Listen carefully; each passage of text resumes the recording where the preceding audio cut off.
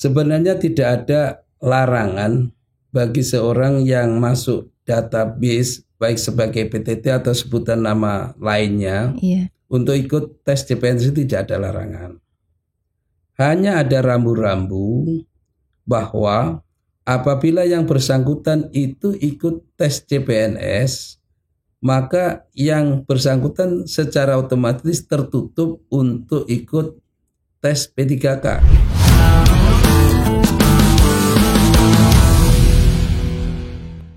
Hai, selamat datang di podcast Rumpi bersama Nazma di Ruang Motivasi dan Inspirasi. Hari ini kita sudah kedatangan tamu istimewa, Bapak Kepala BKPSDM Kabupaten Pasir, Bapak Dr. Andes Wito. Apa kabar Bapak? Alhamdulillah bagus, baik Mbak Nazwa. Mudah-mudahan pertemuan ini menjadi kenangan manis kita. Alhamdulillah, insya Allah Pak. Dan saya sangat berterima kasih sama Bapak karena telah meluangkan waktunya untuk hadir di podcast kami, Pak. Oke, sama-sama, mudah-mudahan dengan podcast hari ini bisa menambah wawasan bagi kita, khususnya para pecinta podcast yang ada di sekitar Kabupaten Pasir. Amin. Nah, tema yang kita bawakan hari ini, Pak, kaitannya dengan CPNS. Karena ini lagi rame nih, Pak. Kan ini dibuka Pak ya, bahkan sudah ditutup ya. Iya. Alhamdulillah mungkin banyak banget pendaftar Pak ya. Untuk formasi di Kabupaten Pasir untuk CPNS itu jumlahnya 280 formasinya dari berbagai disiplin ilmu. Iya. Sampai hari ini yang daftar saya tanya di PIC Helpdesk BKPSDM Kabupaten Pasir kurang lebih 2.600. Wow. Namun demikian dari jumlah itu masih harus diverpal. Iya. Mungkin dari 2.600-an itu bisa jadi kurang karena apa? Barangkali ada yang tidak memenuhi syarat administrasinya. Kemudian ada juga antara jurusan yang diperlukan dengan si pelamar tidak sinkron. Oh, berarti ini tahap seleksi administrasi sekarang Pak ya? Iya, dalam tahap seleksi administrasi sampai 3 hari yang akan datang. Oh, berarti ini tahap seleksi administrasi sedang berlangsung sekarang Pak ya? Sedang berlangsung. Oh, semoga lancar nanti amin, Pak ya. Ya, amin. Nah ini Pak, ngomong-ngomong masalah CPNS ini kan ramai banget nih dan saya juga penasaran tentunya. Setiap dibuka pendaftar CPNS ini kan antusiasme pelamar ini tinggi banget Pak. Nah seperti yang Bapak katakan tadi itu 200 lebih lebih dari 200 formasi itu, sedangkan pendaftarnya itu ada 2.000 lebih pelamar. Artinya antusiasme pelamar ini sangat tinggi Pak. Sebetulnya apa sih yang membuat CPNS ini menjadi sesuatu atau menjadi ajang yang sangat dinanti-nanti oleh masyarakat? Begini Mbak Najwa, jadi saat ini profesi pegawai negeri Pak, itu kondisinya lebih bagus dari sisi pendapatan dibandingkan dengan tahun-tahun yang dahulu, sehingga dengan prinsip ada gula ada semut, karena gulanya itu pegawai negeri itu manis, maka semut berebut untuk. Oh iya betul sekali Pak. Analoginya masuk Pak. Itu yang pertama. Iya. Kemudian yang kedua, pegawai negeri itu kan jam kerjanya jelas. Iya Pak. Artinya dipatok mulai anggaplah aturan sekarang jam 07.30 sampai jam 16. Itu detail. Jadi bisa disiplin Pak ya. Sementara kalau di perusahaan kan sistem shift. Kadang masuk pagi, kadang masuk malam atau besoknya dibalik. Nah, kalau pegawai kan tidak itu. Sehingga anak-anak sekarang lebih cenderung pengennya jadi pegawai. Itu faktor yang kedua. Nah, faktor yang ketiga tidak kalah pentingnya adalah proses rekrutmen sekarang untuk penerimaan pegawai itu lebih fair play, lebih transparan, tidak ada tendensi apapun dalam proses rekrutmennya. Siapapun boleh melihat, bahkan nilai langsung bisa dilihat pada saat itu. Beda dengan tahun-tahun yang sebelumnya, yang titipan si A, titipan si B, titipan si C, sehingga saat-saat yang orang dulu enggak mau orang jadi pegawai. Repot. Pak ya. Nah sekarang fair play, artinya teman-teman dari BKPSDM pun yang punya anak atau yang ponakan pun kalau memang tidak lulus ya tidak lulus, tidak bisa berbuat apa-apa. Nggak bisa dinego sama sekali, Pak ya. Tidak bisa sama sekali. Iya, karena ini kan sudah CAT, Pak ya, yang sifatnya transparan. Ya, transparan. Nggak bisa dinego sama sekali. Nggak bisa, itu faktor yang ketiga. Nah, faktor keempat yang tidak kalah penting, proses pegawai ini setelah diangkat yang bersangkutan, itu kan jenjang karirnya jelas. Apabila seseorang itu memiliki kompetensi, memiliki kemampuan, sikap, dan perilaku yang profesional, jenjang karirnya jelas.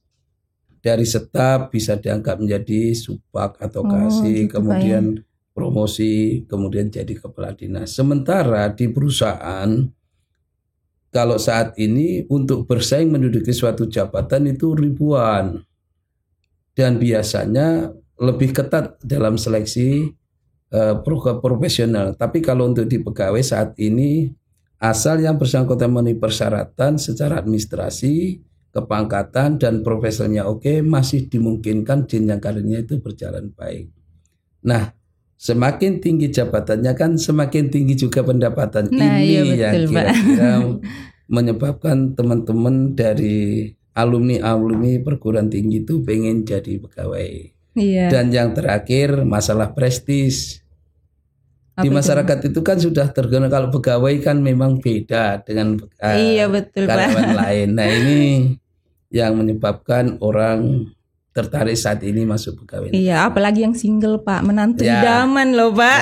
Nah itu makanya kalau misalnya ada salah satu orang tua, siapa calon menantunya? Iya, betul, Pak. Pegawai di sana. Nah itu prestisnya kan sudah luar biasa. Betul, Pak. Apalagi kalau sudah PNS, itu calon mantunya itu PNS. Ya. Wow, langsung wow gitu, Pak ya. Nah, itu sebenarnya itu gambaran di masyarakat ya, secara umum. Betul, Pak. Tetapi kalau sudah di kota besar mungkin akan berbeda. Iya.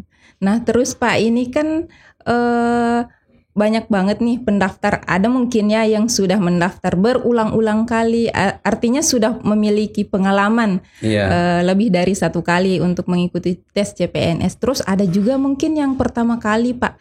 Kira-kira ada nggak tips dari Bapak bagi yang pertama kali ikut ini supaya nggak gugup atau panik saat mengikuti tes CPNS, Pak? Baik. Ada beberapa hal yang perlu diikuti apabila seandainya seseorang mau tes pegawai negeri CPNS. Yang pertama, niatkan dalam diri kita bahwa kita itu mencari pekerjaan dengan niat untuk mengubah nasib. Itu yang pertama. Mindset berarti, Pak ya. Sudah ada. Kemudian yang kedua, bahwa pekerjaan itu jangan asal untuk dicoba-coba. Memang harus ditekuni. Kalau sudah jadi pegawai itu sudah dihitung gajinya hanya sekian, kemudian pendapatan lain hanya sekian.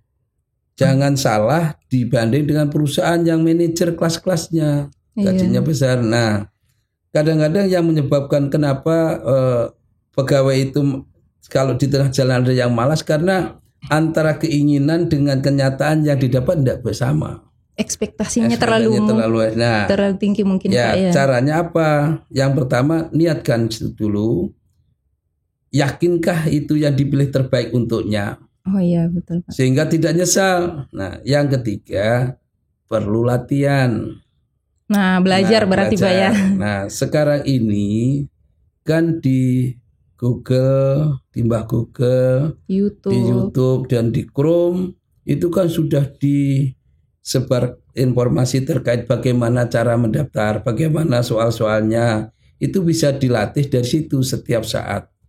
Persoalan yang mendasar, orang itu mau ndak latihan itu. Iya, betul. Padahal soal-soalnya tidak jauh dari itu. Hanya mungkin jumlah soalnya teracak. Nah, pengalaman yang dilakukan oleh teman-teman yang lolos biasanya mereka sering latihan. Karena apa? Yang jadi persoalan itu saat menjawab soal, teman-teman itu tidak menggunakan menit waktunya. Oh, iya betul. Waktunya kan terbatas, soalnya banyak. Mestinya kalau kira-kira tidak bisa menjawab soal saat itu, nilai misalnya nomor 5 belum bisa terjawab, harus dilalui aja. Jangan dipikirkan terus sehingga di saat-saat akhir waktunya sudah mau habis baru kalang kabut. Malah blank Pak ya. Itu yang kedua. Kemudian yang ketiga, yang tidak kalah penting selain memanage waktu, niat dari awal. Kemudian yang ketiga, milih jurusan atau milih bidang itu yang peluangnya banyak. Oh, formasinya yang banyak itu Pak ya? Itu lebih memungkinkan jika dibanding dengan yang formasinya hanya satu. Iya, betul. Nah, itu juga strategi untuk bisa menambah wawasan kita kalau kita mau seleksi. Sehingga semakin banyak peluang, semakin besar kemungkinan bisa terikut di situ. Kemudian yang terakhir, yang tidak kalah penting, agar saingan di dalam situ, di antara sekian kompetensi itu, kita harus tahu nilai yang tertinggi itu siapa. Kita harus bisa membatasi. Kita harus menang di sisi itu. Kita harus punya kemampuan lebih di bidang itu Pak ya? Iya, artinya kalau kita mau lolos, misalnya kan ada 3 mata uji yang dilakukan untuk SKD. Yang saat CAT yang pertama itu inteligensi, wawasan kebangsaan, dan kepribadian. Nah, setiap item itu dari 3 itu kan ada kisi-kisinya. Nilai yang A harus bobotnya sekian, nilai B bobotnya sekian, nilai C bobotnya sekian. Nah, di antara yang paling berat itu yang mana bobotnya itu yang harus dituangkan. Apalagi kalau kita misalnya lebih nyaman di TKP dulu. Berarti kita bisa langsung ke TKP-nya aja gitu Pak ya. Jadi yang tes karakteristik itu. Jadi teman-teman bisa memilih mana yang terbaik dulu menurut teman-teman dan yakin itu oke, baru bisa bergeser. Dengan demikian waktunya tercukupi, yakin kebenaran apa yang kita jawab, dan yang keempat peluang untuk itu bisa.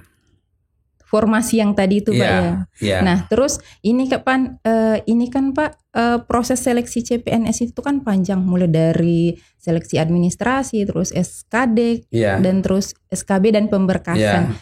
Menurut pandangan Bapak dari pengalaman-pengalaman sebelumnya itu kira-kira mana sih Pak yang paling banyak berguguran atau yang menjadi batu sandungan para pelamar itu Pak? Rata-rata teman-teman yang paling banyak gugurnya itu di TIU. Di tes SKD? Inteligensi umum, di SKD-nya. Oh di SKD-nya Pak ya? Ya, itu rata-rata banyak gugur.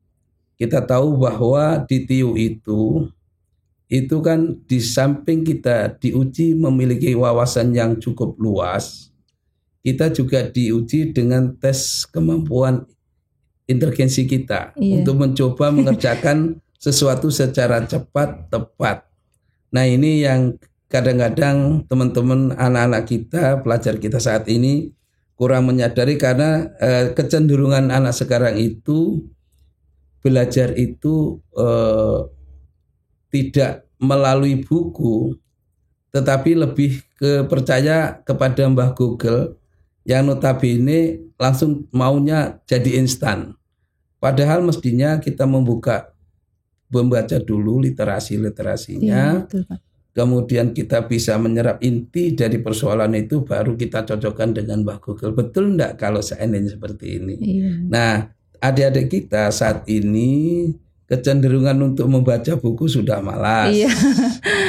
Karena malas baca. Ya, yang kedua dia lebih praktis karena langsung bisa melihat Mbah Google atau di YouTube. Nah, ini yang menyebabkan banyak kegagalan saat mengikuti tes di CPNS.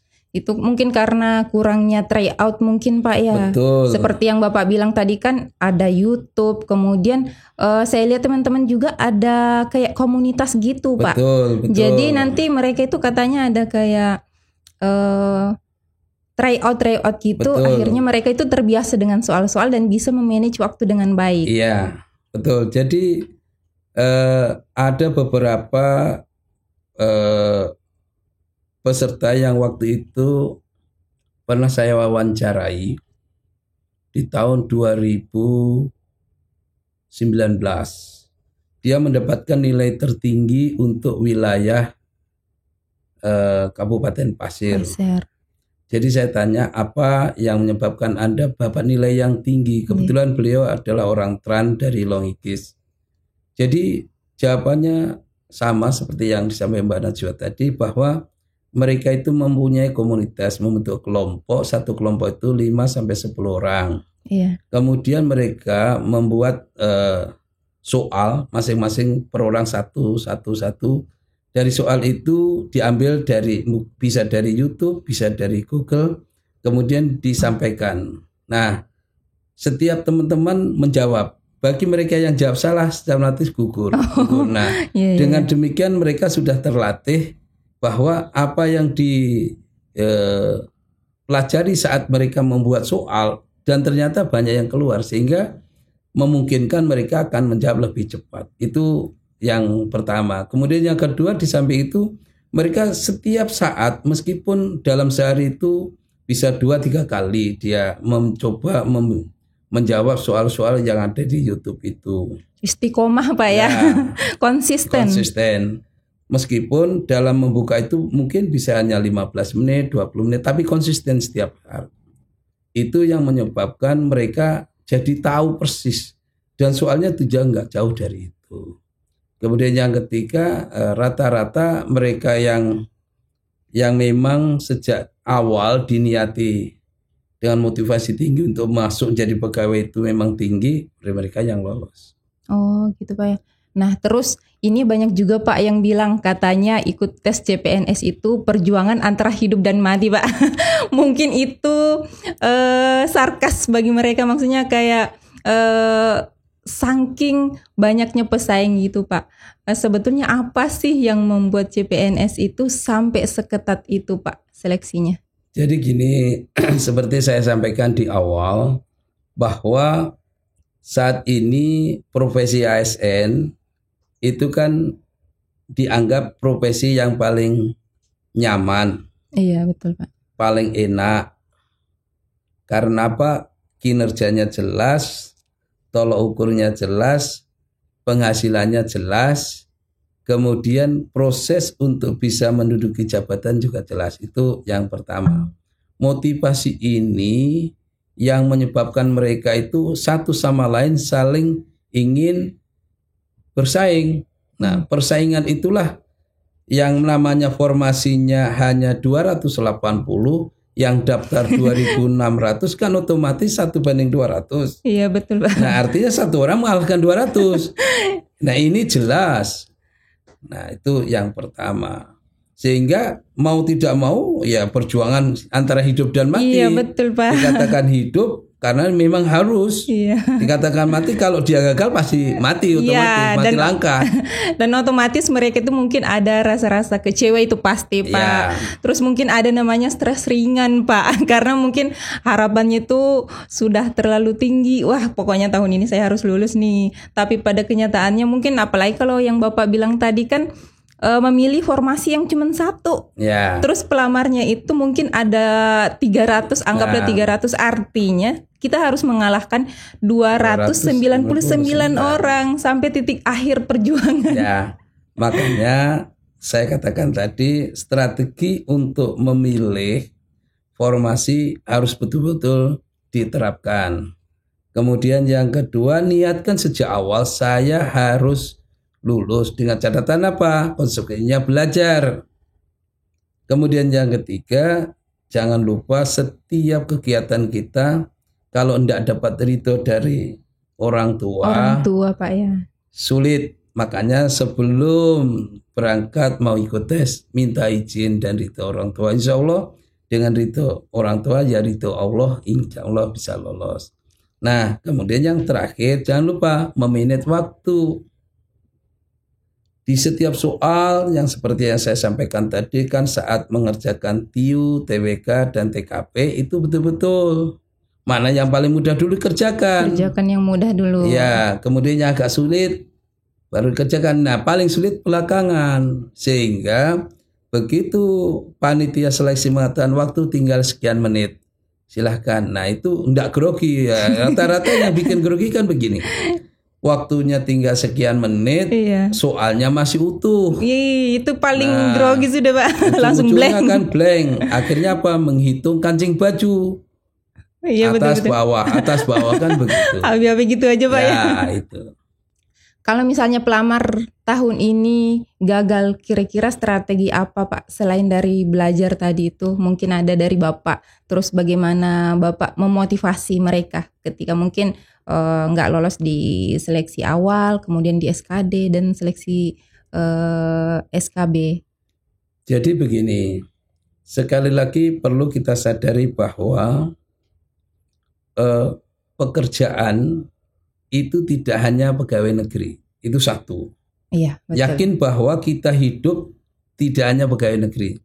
Kalau semua orang jadi pegawai negeri, siapa yang jadi petani? Itu kan jadi pertanyaan. Betul, siapa yang jadi pedagang, kan begitu ya. Siapa yang menjadi MC? Nah, itu yang pertama. Artinya niatkan bahwa pegawai negeri bukan satu-satunya profesi yang harus kita geluti dan kita yakini. Kita kembali ke diri kita, kira-kira layak enggak saya jadi pegawai, itu satu. Iya, betul.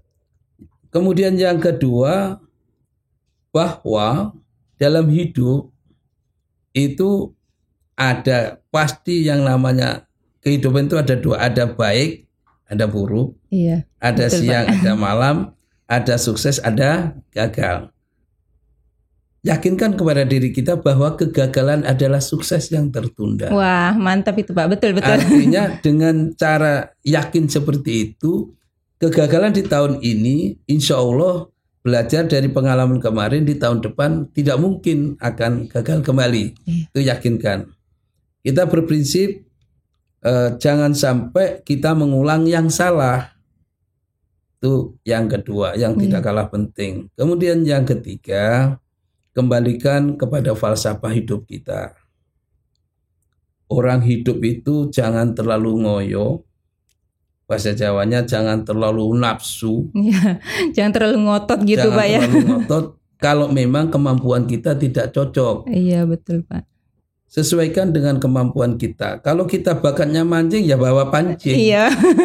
Kalau setuju, kita Pak. bakatnya misalnya main bola ya main bola. Jangan bakatnya main bola mau main gitar, pasti suaranya fals. Iya, betul Pak. Dengan cara itu insya Allah hidup itu akan enak, enjoy. Nah, yang terakhir yang tidak kalah penting, sekali lagi ikhtiar setiap apapun wajib disertai dengan doa. Doa ya betul. Doa itu melalui diri kita dan orang tua. Insya Allah kalau kita bekerja mengawali setiap kegiatan dengan doa, dengan ikhlas, khusyuk, Allah akan memberikan kemudahan bagi kita. Apalagi kita ini seorang muslim Pak ya, ada namanya istilah-istilah anak muda itu jalur langit. Jadi ketika mau ikut tes CPNS ini pokoknya jalur langitnya itu pokoknya salat tahajudnya duhanya apalagi yang qobliyah dan ba'diyahnya itu pokoknya mantap semua dah. Usahakan itu dekatkan diri kita. Iya betul Allah, sekali Pak. Karena sekali lagi segala sesuatunya hanya dari Allah. Nah terus ini Pak, bagaimana BKP SDM ini meyakinkan ke masyarakat bahwa proses seleksi ini itu sesuai dengan aturan dan itu betul-betul bersih, bebas daripada yang mungkin Bapak bilang tadi kayak mungkin bahasa ininya kayak titipan-titipan gitu Pak. Begini, BKP SDM adalah instansi yang mempunyai tugas pokok untuk menyelenggarakan dan memanajemen pegawai. Dalam proses rekrutmen pegawai, SOP yang ada adalah sesuai dengan SOP yang ditetapkan oleh Pan-RB dan BKN. Itu yang pertama. Artinya BKPSDM itu hanya menjalankan tok, tidak boleh menerjemahkan aturan. Itu satu. Yang kedua, kita sudah bersikap terbuka. Setiap pengumuman, setiap tahapan kita umumkan, baik melalui YouTube, melalui Instagram, melalui papan pengumuman, dan di media. Dan itu bisa diakses oleh siapapun tanpa kecuali. Kemudian yang ketiga, saat tes itu bisa diakses melalui internet. Iya. Dan itu kita siapkan. Dan kita buka juga semacam layar monitor yang bisa dilihat oleh orang. Dan orang tuanya pun, suaminya pun atau istrinya pun bisa melihat di rumah. Live scoring gitu Pak ya? Bisa. Kemudian yang berikutnya, apabila antara nilai yang saat ia menjawab dengan pengumuman itu berbeda, yang bersangkutan boleh mengkomplain ke panitia, dikasih waktu. Sehingga dengan demikian siapapun tidak akan berani bermain-main dengan aturan itu. Iya. Dan yang terakhir yang tidak kalah penting Mbak Nadia, bahwa tahapan-tahapan itu sudah jelas di media, boleh diakses siapapun. Dan yang paling enak sekarang apa? Pelamar tidak berhadapan dengan panitia. Langsung Pak ya? Langsung. Kalau dulu pelamar berhadapan dengan panitia. Iya. Sekarang kan melalui akun masing-masing. Yang daftar aja saya tidak tahu ini orang mana, karena akunnya yang bisa buka adalah personel itu. Dengan demikian saya jamin bahwa setiap peserta yang ikuti tes dijamin fair play-nya. Iya. Makanya mungkin Pak ya sekarang itu karena sudah enggak ada sistem titipan, semuanya melalui sistem pakai akun CASN namanya Pak ya. Iya. Akhirnya kan orang-orang yang berbakat atau yang berkompetensi kan, yang percaya diri bahwa saya bisa, maka mereka itu lebih antusias untuk mengikuti tes. Betul. CPNS itu. Betul. Makanya sekarang ini pemerintah mentargetkan bahwa calon-calon penyelenggara negara adalah orang yang bertalenta. Yang tidak bertalenta siap-siap tidak bisa masuk di kompetisi itu. Iya betul Pak. Nah terus ini juga ada informasi terkait tenaga honorer Pak. Nah terus tenaga honorer yang katanya berpotensi atau yang berpeluang, yang sudah terdata database-nya di Menpan RB Pak ya. Kalau misalnya membuat akun CPNS atau mendaftar CPNS tahap ini, nanti kalau misalnya enggak lolos, itu nanti juga enggak bisa ditarik jadi P3K Pak. Itu betul apa gimana Pak? Betul, jadi begini, sebenarnya tidak ada larangan bagi seorang yang masuk database, baik sebagai PTT atau sebutan nama lainnya, iya, untuk ikut tes CPNS itu tidak ada larangan.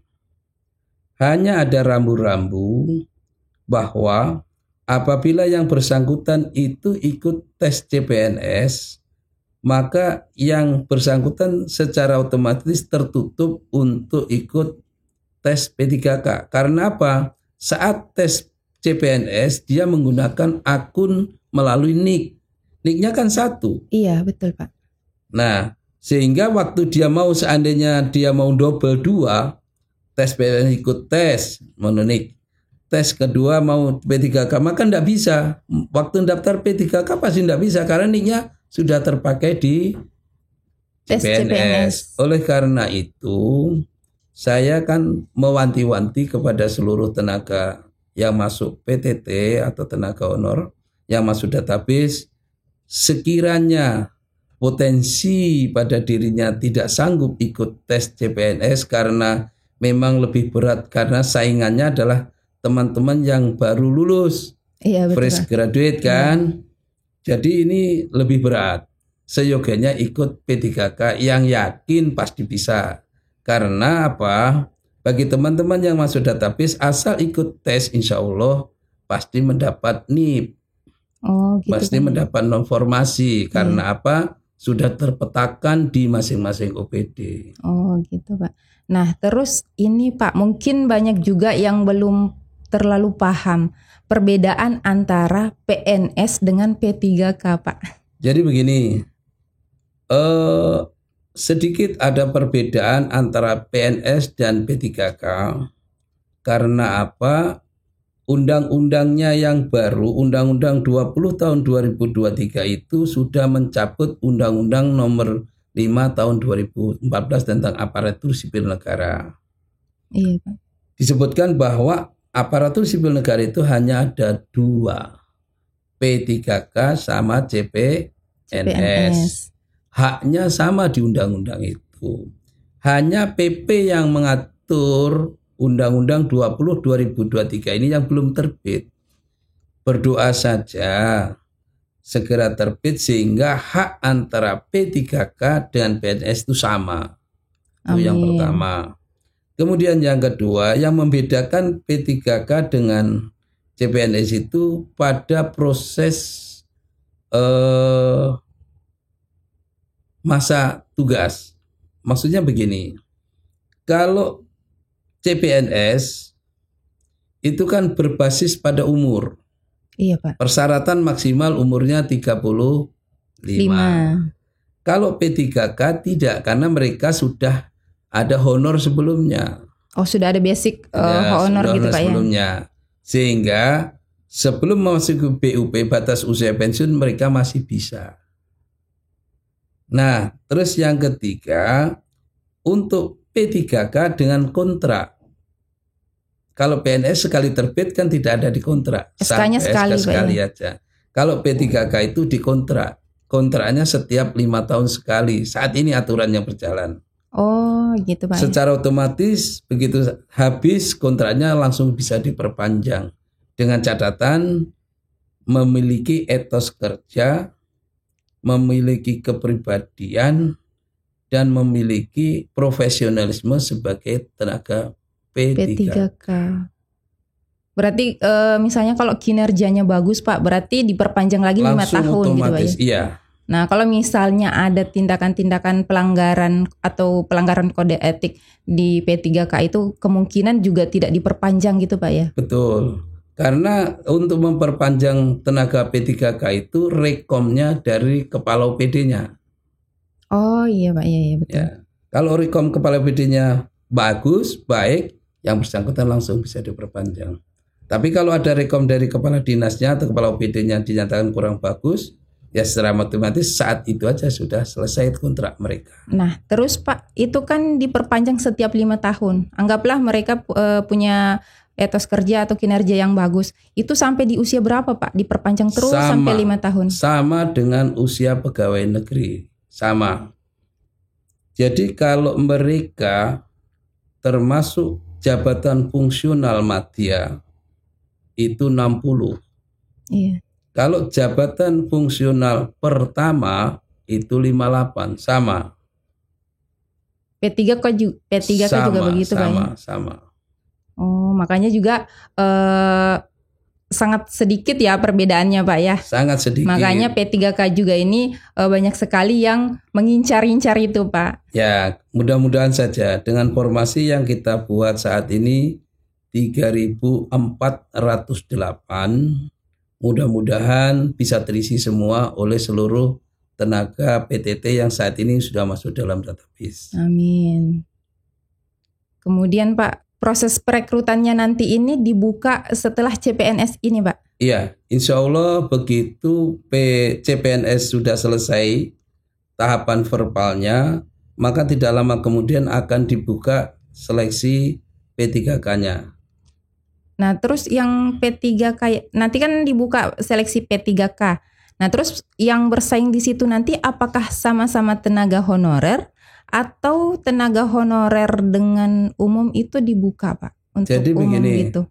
Untuk P3K di Kabupaten Pasir saya berharap agar teman-teman yang masuk database di OPD itu ikut di tesnya di OPD-nya masing-masing.